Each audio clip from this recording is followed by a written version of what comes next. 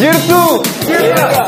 Baga kopi Dr. Baqqalaa Nagaan Tani hedduu isin jaalanna hedduu isin kabajna akka Dr. Baqqalaa Addemaaree gammachiistanitti gammada umurii keessa guutuu jiraadha.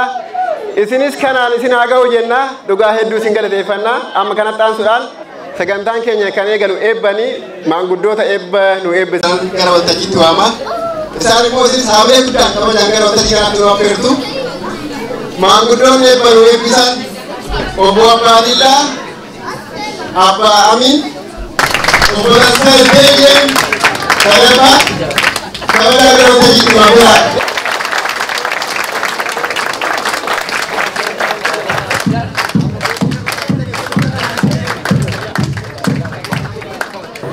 Umri isin haadheeressu, umri dheeraa isin haa kennu, umri nabiyyoota kenne rabbiin isin haa kennu.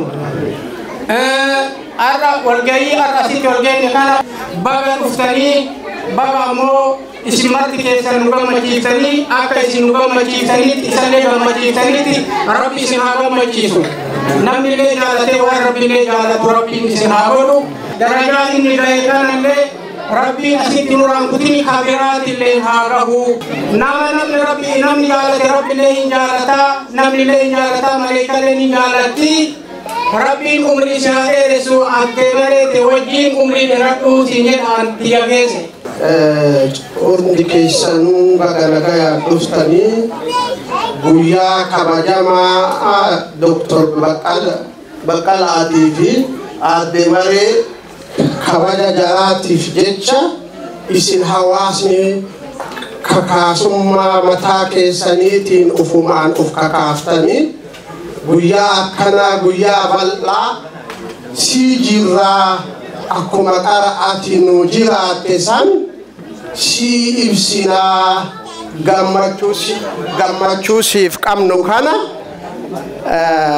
mee atillee argii uduu jirtu nu argii nu ammoo qaata si tilmaamnee si gingilchinee gingilchaa dhuga'aatiin nama dhuga'aa ta'uu kee arginee jirra jettanii kaa'udu nam tokko isin hin dirqin itti dhiphattanii koreenis uduu halkanii guyyaa wal geettan asin geettan rabbiin isin irraa haa jaalatu rabbi umurii isin haa dheeressu galatoomaa isin jiraannaan guyyaan Dr. Baqqalaa kun hadha akkanatti bareedee kabajamaa yoomuu akkanatti afaan tokko ta'aa isiniin jedha galatooma.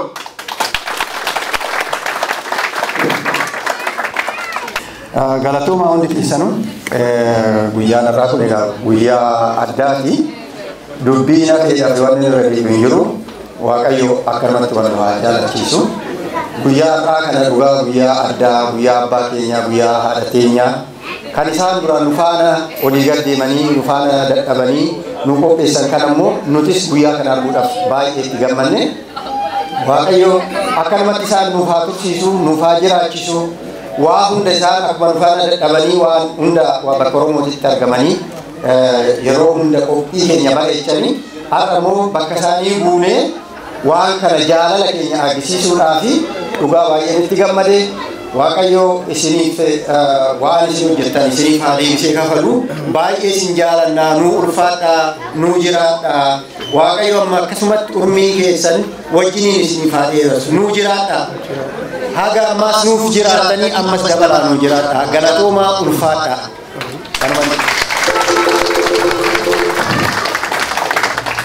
Guddaa galatooma. Hedduun keenya afaan Oromoo ni beekna. Warra afaan Oromoo hin beeknetu nu keessa jira. Warra afaan Oromoo hin beekneef ilmaan keenya, obboleeyyan keenya, maatiidha. Isaaniifillee xiqqoo akka isaan waan nuti itti jirru nu hordofan waan haga ammaa godhameerraa yoo waa dadhabne bareeda jedhee yaada. Goeiedag iedereen en beste gasten van ons, de zonnen van Dr. Baqqalaa en Addemaaree. De ouderen dat er net van voren kwamen, die gingen eigenlijk deze gelegenheid zegenen. In het algemeen gaat daarover. Ik weet niet of jullie willen dat ik in de details treden over de zegeningen, maar ik denk dat het niet nodig is. Maar het gaat eigenlijk om de zegeningen en eigenlijk kennisgeving van wat Dr. Bakala voor ons eigenlijk betekent.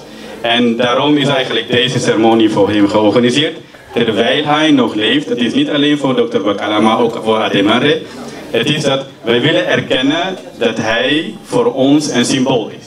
Een symbool van unity in het Engels bijvoorbeeld, symbool van samenkomen, symbool van niet alleen voor jezelf zijn, maar voor de anderen. Het belangrijkste is dat hij eigenlijk bijna zijn hele leven, niet alleen zijn eigen leven leefde, maar voor de anderen leefde. En dat willen we eigenlijk door deze gelegenheid eigenlijk erkennen, terwijl hij nog leeft. In onze geschiedenis meestal erkennen we nadat eigenlijk die persoon voorbij is en niet tussen ons is, maar we zijn heel blij dat hij tussen ons is en dat wij door deze gelegenheid hem erkennen dat hij eigenlijk van grote betekenis een icoon is van ons. Daar ging het eigenlijk over. Nogmaals, dankjewel. Dr. Bakalaan qabsoo Oromoo keessatti biyyarraa kaasee haga biyyoota alaa keessatti akka hundeen gad dhaabbataniif ifaajee guddaa gochaa ture. Keessattuu dargaggoota yookaan immoo dargaggoota Oromoo akka Awurooppaatti hundeessuu irratti irreecha Oromoo Awurooppaa keessatti hundeen gad dhaabuu keessatti shoora olaanaa taphachaa turanii akkuma beektan irreecha biyya Neezerlaand keessatti waggaa 11 kabajaa jirra. Sadarkaa kanaan akka geenyu kan nu taasisan obbo Dr. Baqqalaa jechuudha. Dr. Baqqalaan wanni isaan godhan Oromoo wanni isaan godhan himameen dhumuu keessattuu baqattoota gargaaruu keessatti biyya barsiisuu keessatti sappoortii gochuu keessatti gahee guddaa qabu. Qophiiwwan akkanaatiyyuu gaafa qopheessinu baqattoonni kaffaltii tokko malee galanii qophii Oromoo hordofuu qabu jedhanii nama baqattoota falmaa turanidha. Akkuma amma tamaam jedhee Dr. Baqqalaan nama dhuunfaa isaaniitiif ofii isaaniitiif jiraachaa turan osoo hin ta'in nama namoota biraatiif fakkeenya ta'anii fi darbanii jiraachaa turanidha. Akka Dr. Baqqalaa kanatti osoo lubbuun jirtan hawaasa keessanii galateeffatamuu barbaadan akka isaanii kana taatanii of arguudha jechuudha. So jireenya amma lafa kanarra jiraannutti jireenya dhuunfaa keenyaa qofa jiraachuu osoo hin ta'in hawaasaaf gumaacha wayii gumaachuu bu'aa buusuu san yoo taane namummaan keenya san yoo taane sababni dhalanneef kaayyoon dhalanneef bahee mul'ata jechuudha. Kanaafuu Dr. Baqqalaan nuuf fakkeenya guddaadha. Waan baay'ee irraa baranne laayivii isaanii irraa barnoota isaanii irraa hojii isaanii irraa waan baay'ee baranne dhuunfaa keenyan Dr. Baqqalaan gandaan amantiin waan tokko nu adda osoo nu baasanii jalqaba an argamanidha jechuudha. Iddoo du'aatti hin beektu galteen nama tokkotti yoo galu iddoo cidhaatti bakkee Oromootti biyya sanirraa konkolaataa sa'a sadii oofanii nama dura argamanidha jechuudha. Dhugaa Dr. Baqqalaan kubbeessuu fi mootii yookaan ol kaasanii fi mootii itti xiqqaata. Wanti kun itti xiqqaata. I think galma nama 3,000 fiixu osoo qabanne nu ga'uyyuu hin qabu akka gochaa isaaniitti. Kanaafuu nuuf barnoota guddaa isaanii. Kanaafuu kanatti aansu'an sagantaa dabarraa qophiin keenyaarraa asumaan eegalee jira jechuudha. Kanatti aansuudhaan itti gaafatamaan hawaasa Oromoo Neezerlaand obbo Dr. Nasru Hasan galma kana yookaan immoo qophii kana haasawaa nu hubanu jechuudha. Kabaja guddaan Dr. Nasru akka karaa waltajjiitti nu affeertan isin gaafata.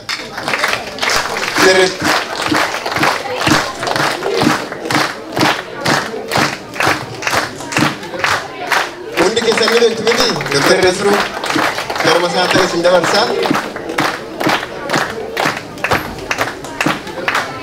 Ayyee dhugumatti guyyaa gammachuuti guyyaa hedduu namatti tolu namoota akkana baay'atee xiqqaa irraa guddaatti lafa fagoo irraa dhihootti osoo daangaanis hin daangessin warri biyya ollaa irraa dhuftanis sagantaa kanaaf kabaja Dr. Baqqalaa Addeemaree namoota dhugumatti utubaa hawaasa kanaa ta'anii waggaa hedduuf uummata kana tajaajilaa turan jidduutti argamuu keessaniif hedduu galatoomaa ulfaadhaa isiniin jechuu barbaada.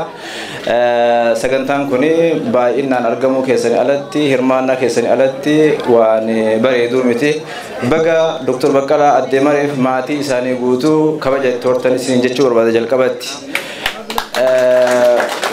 Itti aansuudhaan Dr. Baqqalaa adda durumatti akkasumas Addeemaree itti aansuun baga nagahaan jiraattanii fayyaa qabaattanii imala dheeraa kana geggeessanii sooramuudhaan akkasumas yuuba ta'uudhaaf baga waaqni rabbiin kanaan isin gahee baga lubbuun jiraattanii kana argitan jechuun barbaada. Kanattaan sun ammootu maatiin isaanii keessumattuu ijoolleen isaanii kumsaa fi bantiin baga isinis waan kana nu jidduutti argamtanii kabaja hawaasni kun maatii keessaniif abbaa keessaniif haadha keessaniif godhe kana baga argitan baga taajjabdanii hawaasni kun Dr. Baqqalaa Addeemareef Dr. Baqqalaan hawaasa kanaaf maal jechuu akka tahe baga ija keessaniin taajjabdan jechuu barbaada. Kanattaan suudhaan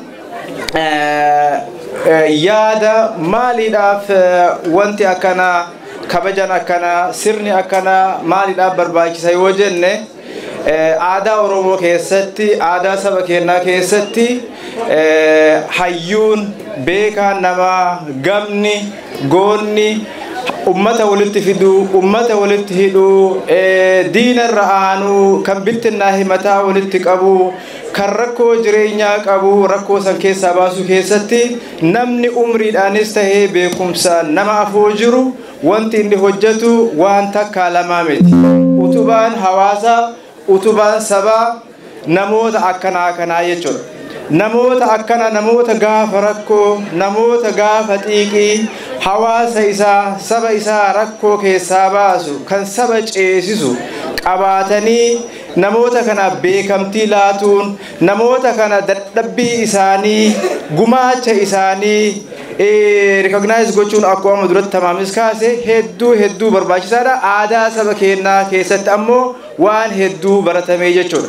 Kan amma godhamaa jirus namoota biyya kanatti keessumaayyuu Dr. Baqqalaa fi namoota isaan fakkaatan nuti arra Dr. Baqqalaa jedharra malee galma kana keessa namoonni bara 1980 irraa jalqabanii keessumaayyuu waan biyya kanatti ta'aa ture Awurooppaa keessatti ta'aa ture irratti xiyyeeffanne yoo ta'e namoonni Oromoo Awurooppaa keessatti gadi dhaabuu hiddi saba kanaa Awurooppaa keessatti akka babal'atu akka diriiru taasisuu irratti namoonni shoora guddaa taphataa turan hedduu san keessaa Dr. Baqqalaa akka adda durummaatti kaasuu dandeenya jechuudha. Fakkeenyaaf Dr. Baqqalaan Faatinii fi waahiloonni isaanii tokko isaanii inumaa gariin as keessa nu keessa jiru wanti isaan godhan saba kana akka sabaatti akka as keessa dhaabatu sabni kun akka mataa walitti qabatu sabni kun biyya keessatti Awurooppaa keessatti akka beekamtii argatu godhuu bira dabranii namoota yeroo adda addaatti akka haarawaatti as dhufan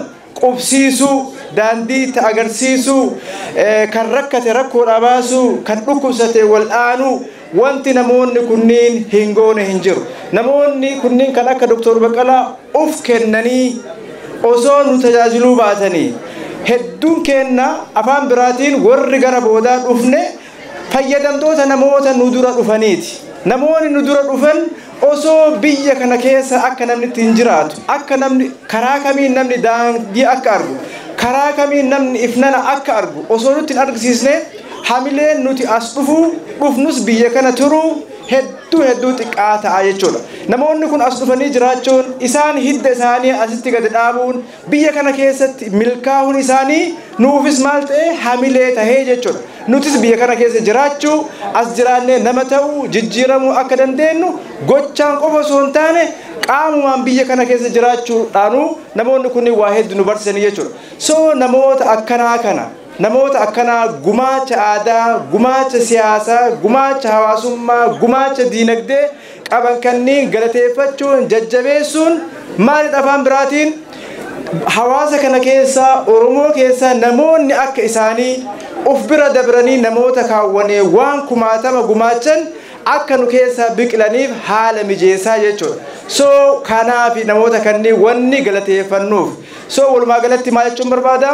Dr. Baqqalaan amma sooramaniiru yuuba tahaniiru garuu Dr. Baqqalaan gaafa sa'a guyyatti torbaanii guyyaa 5 hojjetan dadhabe sa'a dhabe hin jenne amma ammoo yeroo sa'a qabanitti daran kan durii caala hawaasa isaaniitiif akka dadhaban hawaasa isaaniitiif akka uf kennan hawaasa isaanii moor akka tajaajilan abdii guddaa irraa qabna akkasumas Addeemaree jechuun.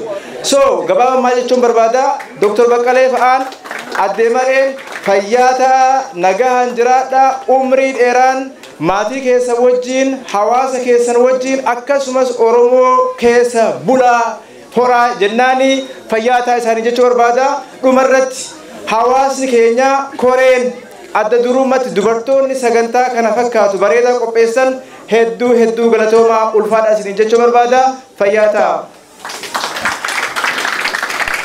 Dr. Nasru Alamnu galateeffadha dhugaa yaada baay'ee bareedaa barsiisaa ta'e nuu kenne kabaja guddaan gara teessootti nu affeeraa finis